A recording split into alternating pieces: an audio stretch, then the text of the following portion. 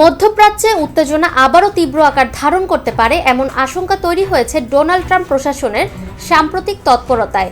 ইরানের সঙ্গে চলমান কূটনৈতিক অচলাবস্থা নিরসনে জরুরি বৈঠক করেছে যুক্তরাষ্ট্রের প্রেসিডেন্ট, যেখানে স্পষ্টভাবে উঠে এসেছে আলোচনায় দ্রুত অগ্রগতি না হলে আবারও যুদ্ধ শুরু হওয়ার ঝুঁকি রয়েছে।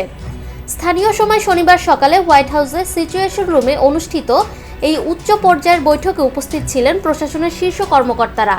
বৈঠকের মূল উদ্দেশ্য ছিল ইরানের সঙ্গে চলমান উত্তেজনা, বিশেষ করে হরমুজ প্রণালী বন্ধ করে দেওয়ার প্রেক্ষাপটে সম্ভাব্য কৌশল নির্ধারণ।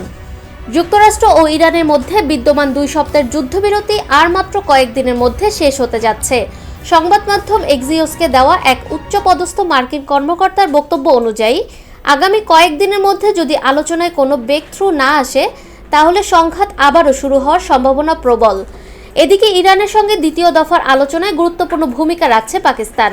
দেশটির সেনাপ্রধান আসিম মুনির ইতোমধ্যে সরাসরি ইরান সফর করে দেশটির কর্মকর্তাদের সঙ্গে আলোচনা করেছেন।